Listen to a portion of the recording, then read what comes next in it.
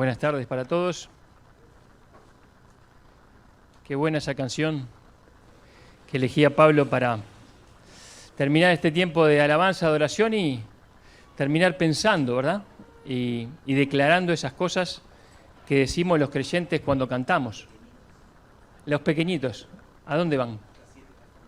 Los pequeñitos hasta 7 años van con Priscila, Tatiana e Isabel. Muy bien, bueno, entonces pueden ir pasando por el callejón central o lateral. Los chicos van a tener su actividad. Así que bueno, que Dios los bendiga a ellos también. Adelante, adelante. Muy bien. Bueno, pensaba en esa canción, ¿no? Habla que tu siervo oye. Qué declaración. Decirle a nuestro Dios, yo soy tu siervo. No quiero hacer más mi voluntad. Tómame en tus manos y úsame. Son todas cosas que van una cosa de la mano de la otra, ¿verdad? O sea, si yo escucho su voz, si yo le obedezco, si yo me pongo en sus manos, Él me va a poder usar, ¿no? Y sin duda que tiene mucho que ver con lo que vamos a estar compartiendo en este día. Quería que en este tiempo que vamos a tener, quizá no muy extenso, pero sí que estemos pensando en un llamado particular del Señor, que pueda resonar entre nosotros como hace 2000 años la voz del Señor Jesús, llamando una vez más. ¿Saben? Cuando el Señor Jesús caminó en esta tierra, allí en Palestina, muchas veces hizo un llamado sencillo, pero a la vez muy profundo. El Señor Jesús era visto como un maestro itinerante que iba de un lugar a otro, de una aldea a otra, de una ciudad a otra, enseñando, haciendo grandes milagros que eran señales. Y muchos lo seguían por eso, multitudes iban detrás de él. Pero a pesar de que multitudes lo seguían, el Señor se acercó a algunos de ellos y les dijo una frase, una palabra. Les dijo, sígueme, ¿no? Sígueme. Eso fue el llamado del Señor Jesús. Tan sencillo como una palabra, ¿verdad? Sígueme. Pero vamos a ver que implicaba muchas cosas, un llamado muy profundo de parte del Señor. Y vamos a pensar entonces hoy, ¿qué es lo que implica este llamado del Señor Jesús? Sígueme. Y vamos a pensar que todavía sigue resonando esa voz del Señor Jesús que te dice, sígueme. ¿Saben? Seguir, dice la Real Academia Española, que es ir después o detrás de alguien. Eso es seguir, ¿no? Sencillo, ¿no? Seguir a alguien es ir después o detrás de alguien, o ir en compañía de alguien. O también se puede decir seguir cuando estamos hablando de imitar o hacer algo por el ejemplo que alguien ha dado. A varias personas Jesús se acercó y les dijo, sígueme.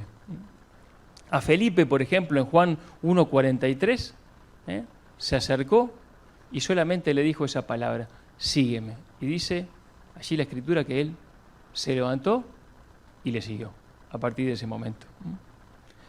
A un cobrador de impuestos llamado Leví, Mateo, ¿se acuerdan, no? Él estaba allí haciendo su tarea, que era cobrar impuestos, que era considerado un traidor a su propia nación, muchas veces cobrando un poquito más para quedarse con los bolsillos más llenos. Y eso hacían los publicanos, pero aunque eran despreciados por su propia nación, el Señor Jesús se acerca a esa mesa de los cobradores y le dice, sígueme. Y dice la Escritura que se levantó, dejando todo, y le siguió. Y esta era un llamado que implicaba seguir al Señor Jesús, implicaba la salvación, sin duda, ¿no? Pero implicaba el principio de una historia, podríamos decir, con el Señor Jesús. El principio de una transformación. Recordamos también el llamado que le hizo a Pedro, a Juan y a Jacobo allí, enfrente a las costas del mar de Galilea. Cuando el Señor Jesús hizo posible aquella milagro de la pesca milagrosa, y le dijo, venid en pos de mí, que sería la traducción o otra forma de decir, síganme, venid en pos de mí y haré que seáis pescadores de hombres. Así que ahí Jesús está diciendo algo un poquito más, ¿no? Síganme y lo voy a transformar. Síganme y tengo una misión para ustedes. O sea que un llamado que implicaba, además de la fe salvadora, además de la salvación eterna, implicaba en este caso una misión, una tarea, un objetivo, un propósito que tenía el Salvador para ellos. Muchos de estos llamados, sígueme, fueron respondidos satisfactoriamente, podríamos decir, ¿no? Es decir, estas personas que estamos considerando realmente escucharon ese llamado del Señor y le siguieron. Pero saben, hubo otros llamados del Señor Jesús que no tuvieron el mismo resultado. Allí en Lucas 9, 59 y 60 dice así, dice, y dijo a otra persona, dijo el Señor Jesús, sígueme. Y él le dijo, Señor, déjame que primero vaya y entierre a mi padre. Jesús le dijo, deja que los muertos entierren a sus muertos, y tú ve y anuncia el reino de Dios. Acá tenemos al Señor Jesús acercándose a una persona, diciéndole, sígueme. Era un llamado que tenía que ser respondido en el momento. Era un llamado, podríamos decir, urgente. Era un llamado que no admitía la menor demora. Pero esta persona le dice, deja que primero vaya y entierre a mi padre. No era que que el padre había fallecido en ese momento y que tenía que hacer una tarea que no le llevaría más de un día. No era eso. Lo que estaba diciendo esta persona, como se hablaba en aquella época, se refería a quedarse con su padre hasta que él falleciera, acompañándole, estando con él, sea el tiempo que fuere, y también probablemente recibiendo una herencia, ¿no? Déjame que primero entierre a mi padre. Bueno, tengo algo que hacer primero, Señor Jesús, ¿no? Y el Señor Jesús le responde en forma, capaz que nos puede parecer un poco tajante, ¿no? Un poco nos sacude, ¿no?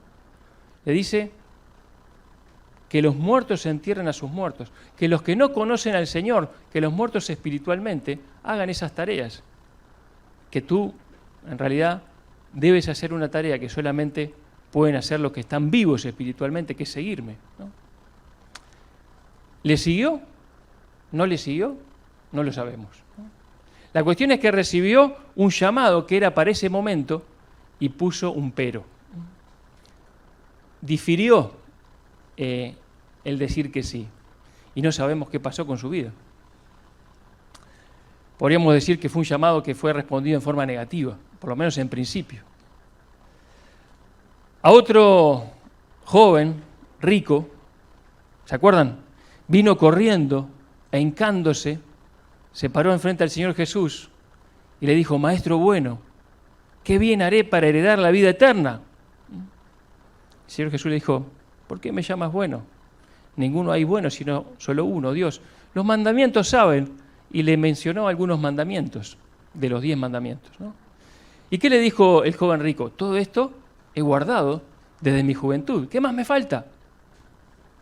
Y el Señor Jesús le dijo, una cosa te falta.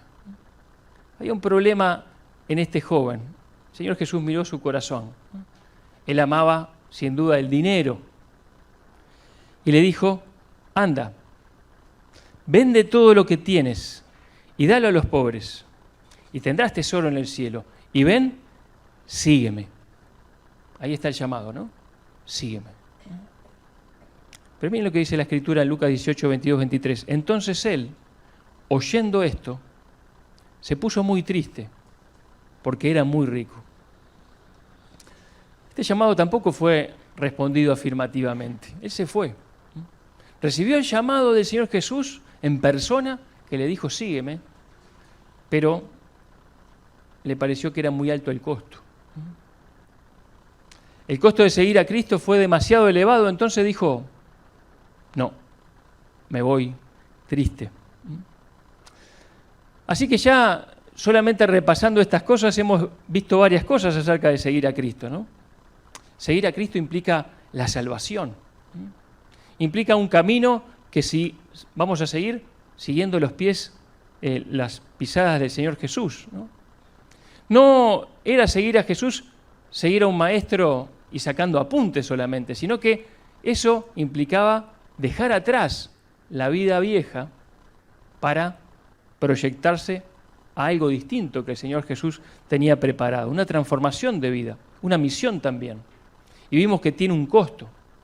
Y vimos que el llamado puede ser respondido afirmativa o negativamente. Todo esto en pocos pasajes, ¿verdad?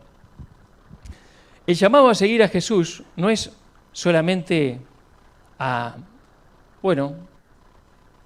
recibir a Jesús como Salvador o a hacer una oración de fe. El llamado a recibir a Jesús o el llamado de Cristo a responderle afirmativamente a ese sígueme implica un llamado a morir. Y uno puede decir, ¿para qué estás diciendo? ¿No? Sí. ¿No? Cuando el Señor Jesús llamaba a una persona, le estaba llamando a morir a su propia vida. Y ahora lo vamos a estar estudiando más en profundidad. Cuando Jesús llamó a estos sus discípulos a que le siguiesen, ¿no?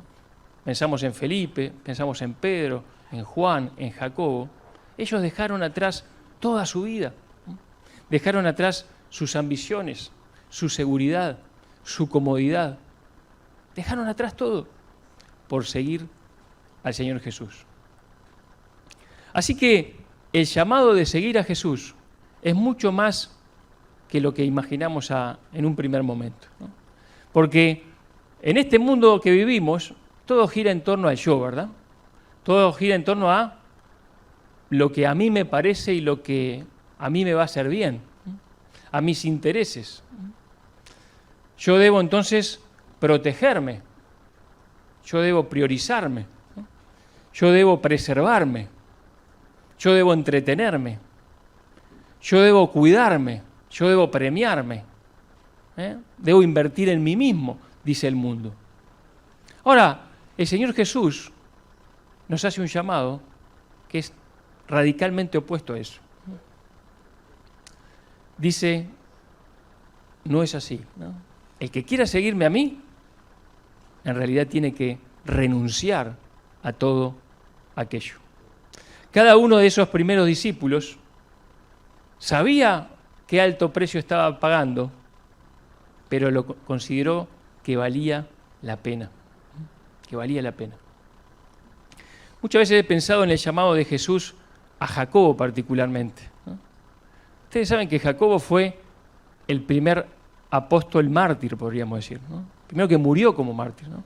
En las primeras páginas del libro de los Hechos, muy poquito tiempo después de que Jesús había ascendido, Jacobo muere en manos de la espada de Herodes.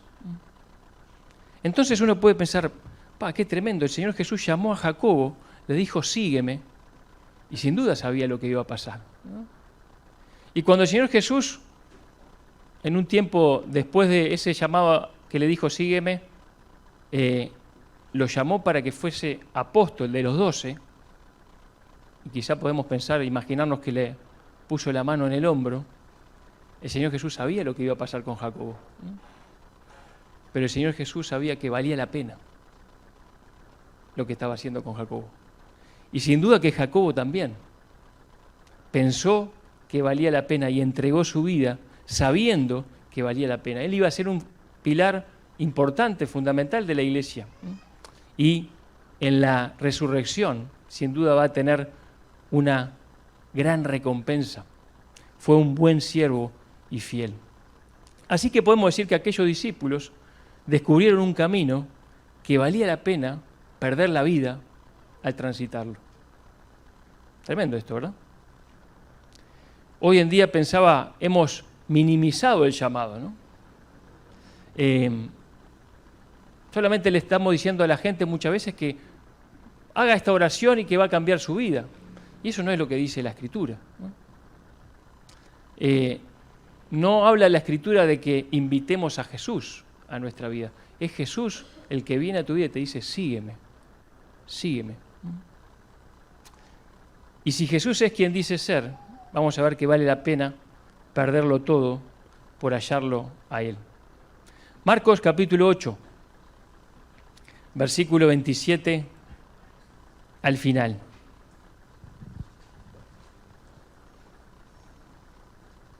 Vamos a leer la palabra de Dios allí, Marcos 8, 27.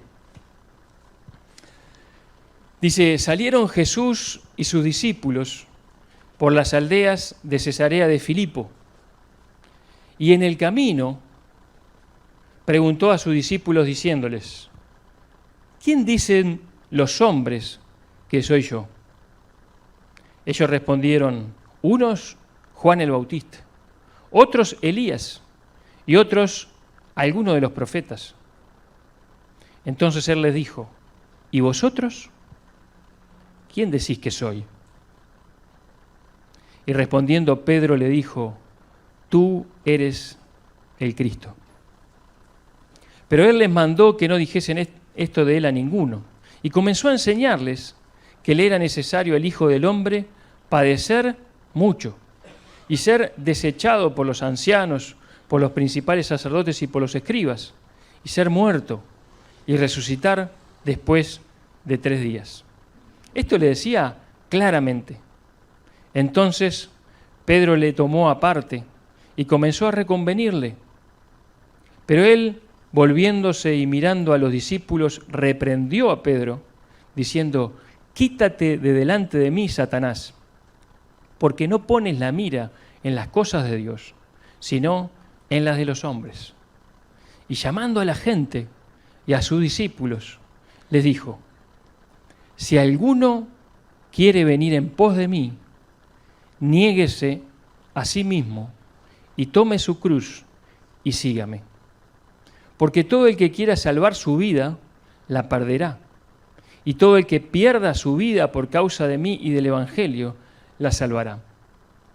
Porque ¿qué aprovechará al hombre si ganare todo el mundo y perdiere su alma? ¿O qué recompensa dará el hombre por su alma? Porque el que se avergonzare de mí y de mis palabras, en esta generación adúltera y pecadora, el Hijo del Hombre se avergonzará también de él, cuando venga en la gloria de su Padre con los santos ángeles.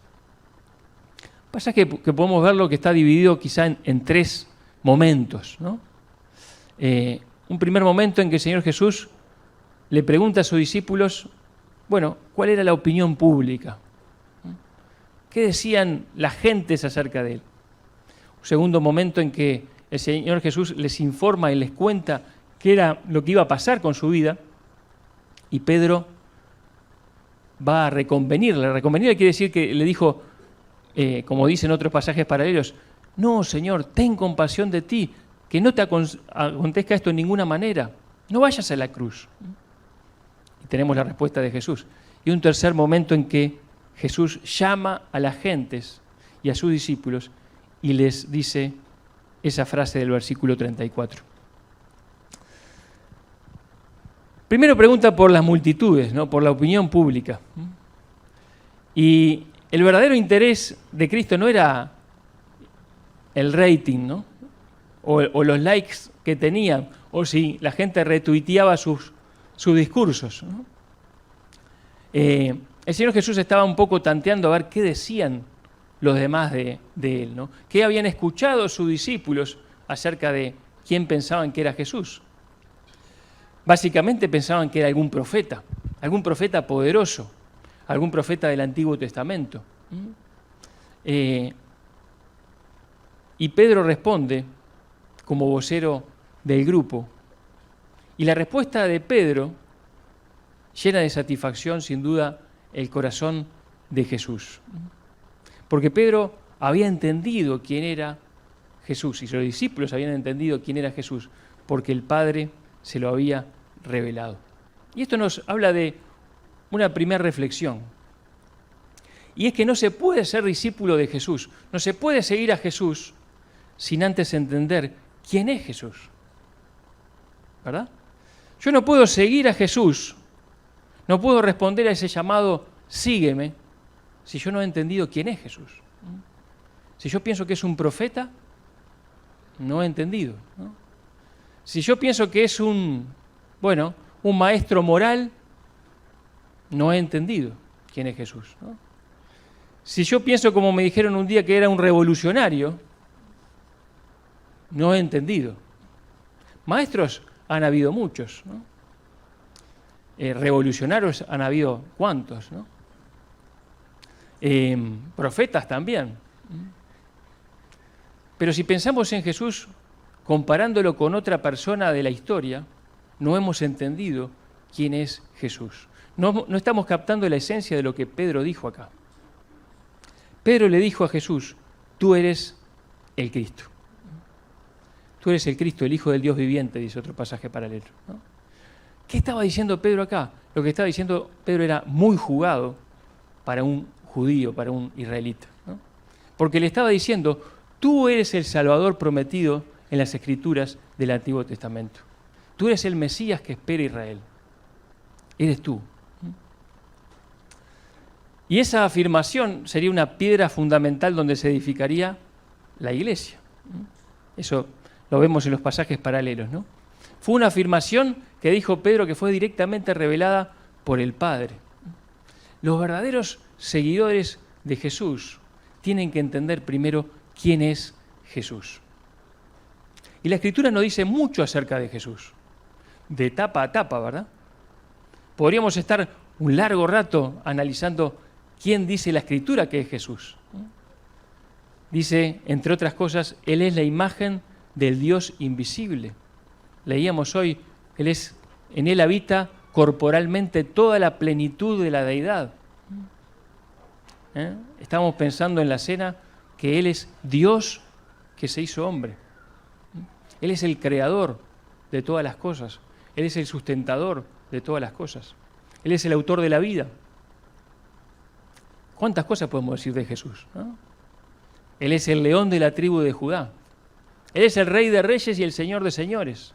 Él es quien juzgará a los vivos y a los muertos. ¿Cuántas cosas podemos decir de Jesús? Todo lo que nos dice la Escritura. Y nosotros tenemos que entender quién es Jesús si lo vamos a seguir. Porque el cristianismo es Cristo. El cristianismo es Cristo. Y tenemos que entender quién es Cristo para poder seguirle. Tú eres el Cristo. Tú eres el Mesías prometido desde la antigüedad. Tú eres de quien hablaban los profetas. Eres tú, le dijo Pedro. Y realmente era algo revelado por el Padre al corazón de Pedro. Así que si vos vas a seguir a Jesús, si vos vas a escuchar ese llamado que te dice sígueme, pensá primero si sabés quién es Jesús. Si sabés quién es Jesús, como la Biblia lo enseña. Ahora, si saber quién es Jesús es importante, igual de importante es saber lo que Él ha hecho, lo que Él vino a hacer. Y por eso Jesús, le dice en el versículo 31, comenzó a enseñarles inmediatamente después de eso, comenzó a enseñarles que le era necesario al Hijo del Hombre padecer mucho. Cuando dice la Biblia el Hijo del Hombre se está refiriendo a sí mismo. Padecer mucho, sufrir mucho, ser desechado por los ancianos, por los principales sacerdotes, por los escribas, ser muerto y resucitar después de 3 días. Y esto lo decía claramente, ¿no? Para que entendieran bien sus discípulos qué era lo que Él había venido a hacer. Y si un discípulo, si vamos a ser sus discípulos, primero tenemos que saber quién es Jesús y después tenemos que saber sin dudas qué es lo que Él ha hecho. ¿Qué vino a hacer Jesús? ¿Cuál fue su obra? Y Jesús nos dijo acá, bueno, yo ahora voy a ser desechado por las autoridades religiosas, yo voy a sufrir, voy a padecer mucho, dijo Jesús, voy a morir en la cruz y voy a ser sepultado, pero al 3er día voy a resucitar. Allí estaba resumida la obra redentora de Jesús. Jesús muere en la cruz en tu lugar, en mi lugar. Esa muerte vicaria, tomando el lugar del pecador. El santo, el justo, Dios encarnado, muere en lugar del pecador, pagando el precio de tus pecados, de mis pecados, ¿no? Esa era la obra que tenían que entender si querían ser sus discípulos. Sin ello no podemos seguir a Cristo. Porque el sacrificio de Cristo tiene que ver no solamente con el inicio de mi vida cristiana, sino con toda mi vida. Con toda mi vida y con toda la eternidad.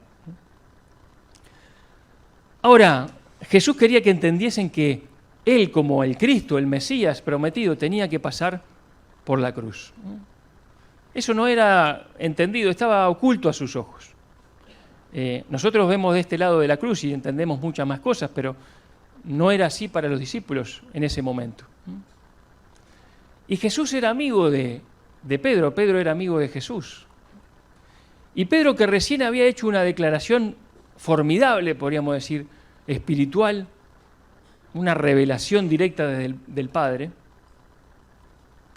mete la pata hasta el cuadril, podríamos decir acá, ¿no?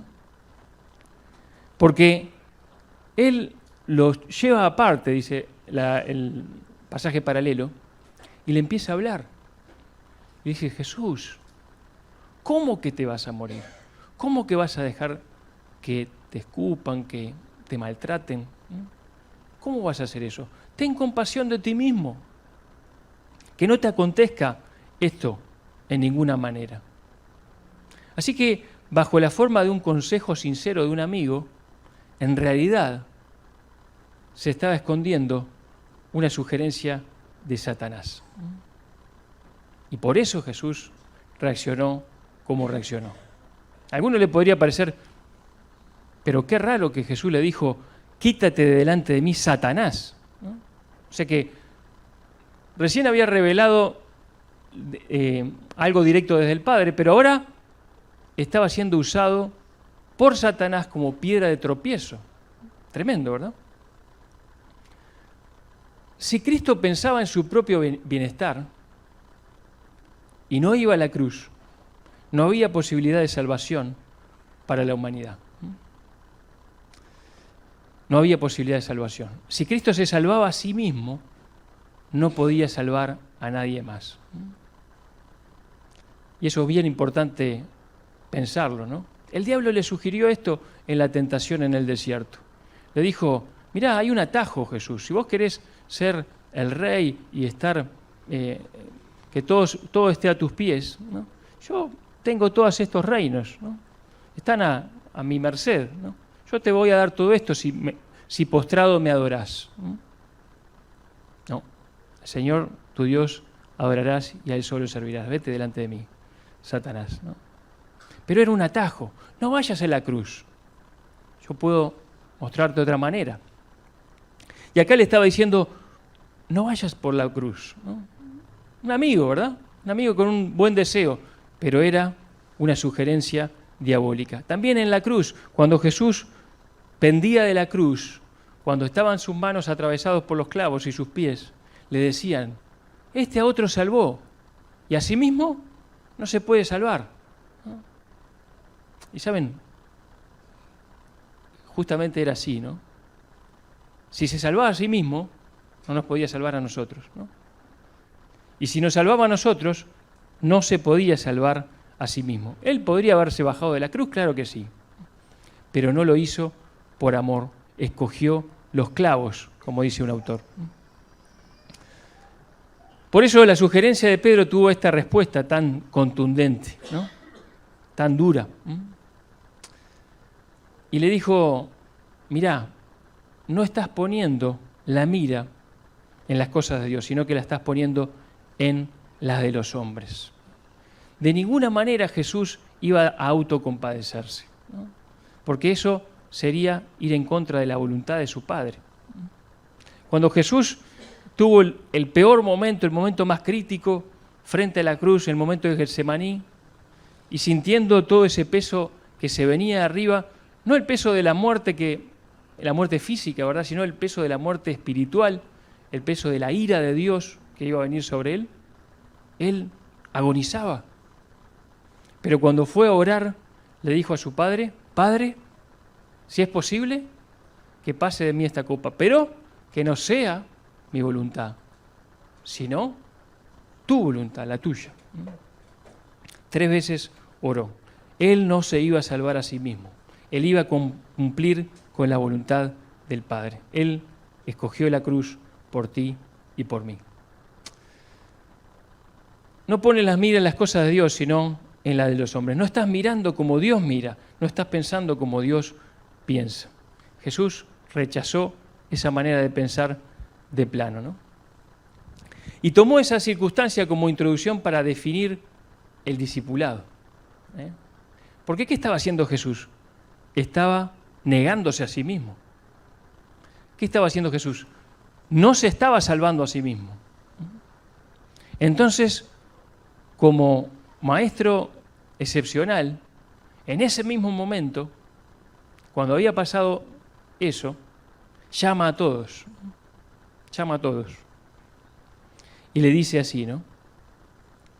Un llamado general, un llamado universal, un llamado que fue a sus discípulos y a las gentes que estaban allí, ¿no? Dice, si alguno quiere, ¿no? Si alguno quiere venir en pos de mí, si alguno quiere seguirme, tiene que saber en dónde se está metiendo, digamos, ¿no? Nunca Jesús le hizo a la gente firmar un contrato con letra chica. No, ¿y qué dice la letra chica? No, vos firmá y después hablamos. No. Jesús en todo momento presentó todo en letra grande y le dijo, lean el contrato antes de firmarlo, ¿no? Tienen que saber en qué se están metiendo. ¿Me van a seguir? Seguir a Jesús es esto. Jesús podríamos decir que no tenía nada de marketing, ¿verdad? No tenía nada de marketing, ¿no? Él hizo las afirmaciones menos apropiadas para conseguir admiradores, ¿no? Porque él buscaba discípulos verdaderos, ¿no? Discípulos que entendiesen el costo del discipulado. No se trataba de emociones, ¿no? No se trataba de, qué bueno que es Jesús, voy detrás de él, ¿no?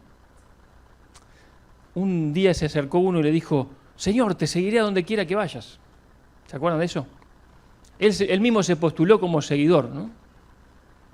Y Jesús le dijo, ok, seguime. No, le dijo, ¿se acuerdan? Las zorras, ¿no? Tienen cuevas, las aves de los cielos, ¿no? Tienen nidos, pero el Hijo del Hombre no es así, ¿no? El Hijo del Hombre no tiene dónde recostar su cabeza. Terminó esa frase, ¿no? Ahí parafraseada. O sea que el Señor Jesús le estaba diciendo, mirá, está bien si me querés seguir, pero tenés que saber el costo. Tenés que saber el costo. Si me vas a seguir a mí y me vas a imitar a mí y vas a seguir por mi camino, vas a tener que pasar por donde yo paso. El Señor Jesús era muy sincero acerca de qué significaba seguirle. Y dijo entonces, si alguno quiere venir en pos de mí, niéguese a sí mismo. Negarse a sí mismo. Como Él también se negó. Así que no pueden ser más mis deseos, lo más importante de mi vida y lo que yo voy a seguir. No pueden ser mis ideas, no pueden ser mis pensamientos, no pueden ser mis propios objetivos, no pueden ser mis maneras de hacer las cosas. No puedo hacer mi voluntad y mis antojos, sino que ahora es la voluntad de Él. Eso es negarse a sí mismo, ¿no? No es ahora mi comodidad, mi protección, mi confort, mi seguridad, sino que es su voluntad. Negarse a sí mismo es decir, bueno, ahora yo ya no estoy en el trono de mi vida, ahora está Jesús en el trono. Como decía Pablo en la introducción, ¿no? Cuando estábamos cantando. Soy el Señor, dijo Jesús. Bueno, pero entonces tienen que hacer lo que yo mando. Va a cambiar quien dirige el timón. ¿Estás dispuesto? Así es seguir a Jesús. Negarse a sí mismo. Yo ya no estoy en el trono de mi vida, sino que está el Señor Jesús. El Señor Jesús no disminuyó sus demandas para ser más popular y tener más seguidores, sino que dijo, es así, ¿no? Liso y llano, ¿no? Si Él es quien dijo ser, y si Él hizo lo que dice la Escritura, no puede haber un llamado menor que este, ¿no? Tiene que tener un costo. Y dijo así, tome su cruz y sígame. Tomar la cruz, ¿no? Cualquiera de los que vivía allí en esa época sabía lo que era tomar la cruz, ¿no? Porque era una práctica romana bastante frecuente, ¿no? La de crucificar a los reos, ¿no? Y aquel que iba a ser crucificado, la cruz, que era un instrumento de ejecución, cargaban con la cruz hasta el lugar donde iban a ser crucificados, ¿no? Tomar la cruz implica asumir el costo de ser discípulo. Las burlas, las exclusiones, las luchas, las persecuciones. Tomar la cruz, ¿no? Son parte del costo. El Señor Jesús estaba diciendo, miren que si a mí me hicieron esto, y ustedes son mis seguidores, por supuesto que le va a pasar lo mismo. Nada estaba oculto, todo estaba expuesto.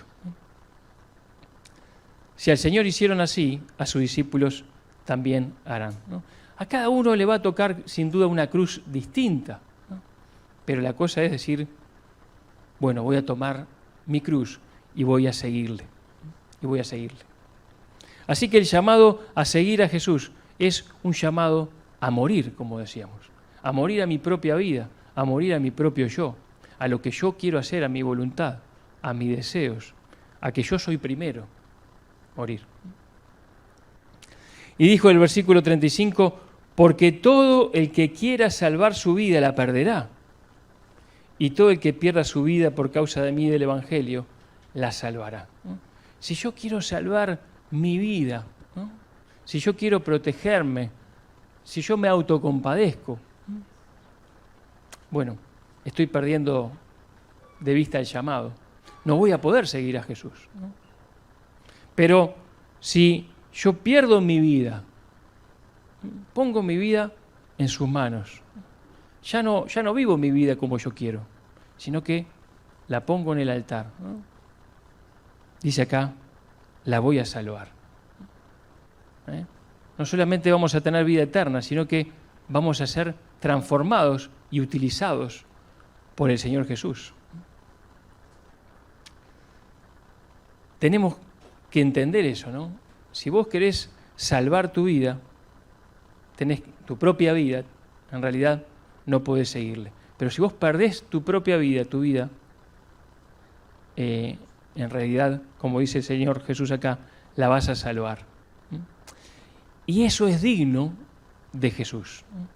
Yo pensaba cuando meditaba en estas cosas, ¿no? ¿Habrá algo más importante que esto? Como dice acá, ¿no?, el Señor Jesús, ¿qué aprovechará el hombre si ganare todo el mundo y perdiere su alma? ¿Qué recompensa dará el hombre por su alma? ¿No? Esto es muy importante, ¿no?, que nosotros lo meditemos, cada uno en su intimidad, ¿no? ¿Entiendo quién es Jesús? ¿He entendido lo que dice la Escritura de quién es Jesús? ¿Entiendo lo que hizo Jesús por mí? ¿Lo he entendido? Bueno, entonces seguirle implica perder mi vida, ¿sí?, para tener la vida de Él. Para tener la vida de Él. ¿Esperabas menos que eso, querido? ¿Esperabas un cristianismo dominguero? No sirve para nada eso, ¿no? Si Jesús es Dios y murió en la cruz por ti, cualquier otra menor demanda es falsa, ¿no? Hay una frase de C.S. Lewis que dice así: si el cristianismo es falso, no es importante. Si es cierto, es infinitamente importante. Lo único que no puede ser es medianamente importante. Bien claro lo que nos dice el hermano ahí, ¿no? Si fuera falso, bueno, lo desechamos, ¿no? Pero si es verdadero, si todo lo que Jesús es y lo que hizo es verdadero, ¿cómo no voy a entregar mi vida por Él? ¿O cómo voy a entregar menos que toda mi vida? No sería digno, ¿verdad? Lo que no puedo hacer es asumir que esto es medianamente importante. Es como un accesorio que yo cuelgo de mi vida. No es así, ¿no? No es así el cristianismo. Ahora, lo que tiene un costo también tiene una recompensa. Y la recompensa es eterna. Dice un poquito más adelante en Marcos 10, en ese pasaje del joven rico, dice el versículo 28, entonces Pedro comenzó a decirle, he aquí, nosotros lo hemos dejado todo y te hemos seguido. Respondió Jesús y dijo, de cierto os digo, que no hay ninguno que haya dejado casa o hermanos o hermanas o padre o madre o mujer o hijos o tierras por causa de mí y del Evangelio, que no reciba 100 veces más ahora en este tiempo, casas, hermanos, hermanas, madres, hijos y tierras con persecuciones, y en el siglo venidero la vida eterna. Pero muchos primeros serán postreros y los postreros primeros. Mucho más, mucho más. Para aquellos discípulos valió la pena. Y cada uno de ellos entregó su vida por el Señor. Juan fue el que vivió más tiempo, ¿verdad? También tuvo que sufrir mucho por causa de Cristo, ¿no? Pero para cada uno de ellos valió la pena. Valía la pena el poder ser usado por Dios, estar dentro de su obra, ser un instrumento útil en la mano de Dios para salvar otras vidas, para salvar otras almas. Valía la pena.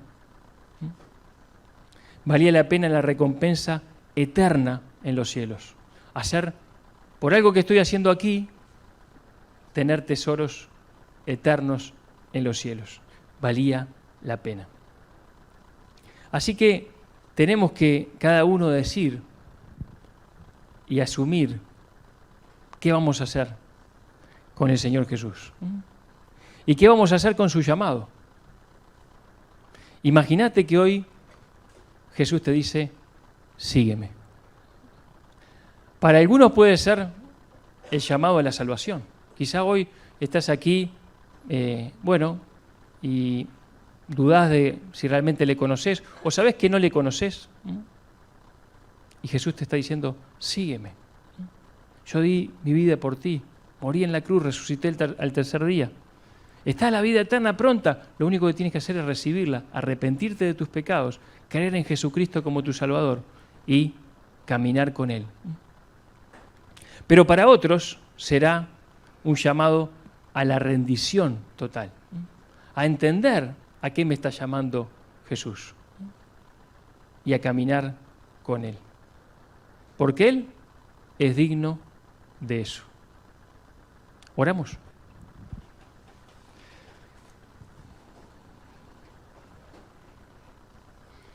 Y capaz que cada uno puede orar en su corazón. Si la palabra de Dios llegó a tu corazón, si el Espíritu Santo trabajó en tu vida y querés responderle al Señor Jesús que Él te dice, sígueme,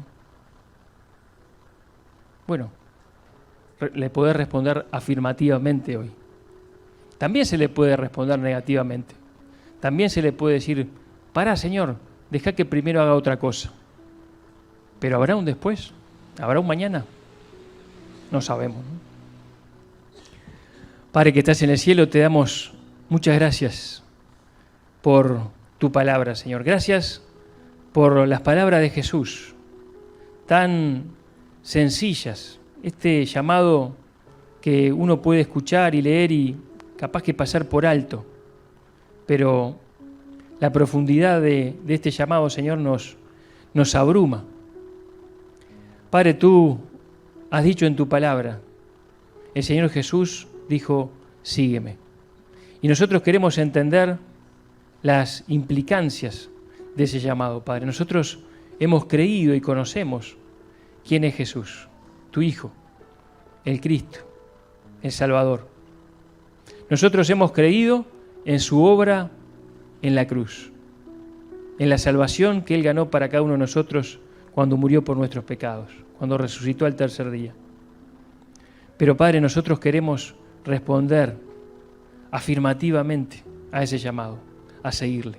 Sabemos que es un llamado a morir a nosotros mismos, pero también sabemos que es lo mejor.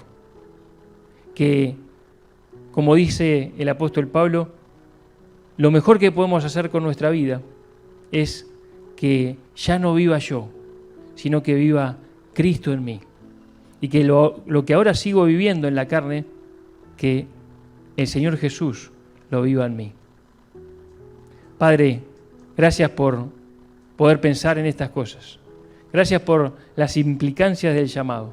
Gracias también por las recompensas que están prometidas. Gracias por tantos hombres y mujeres en la historia que dieron ese paso, que siguieron las huellas de Jesús, porque para ellos valió la pena, porque el Señor Jesús es digno. Gracias. Quedamos en tus manos y te pedimos que sigas obrando por tu Espíritu, con tu palabra en nuestros corazones. Oramos a ti en el nombre de Cristo Jesús. Amén.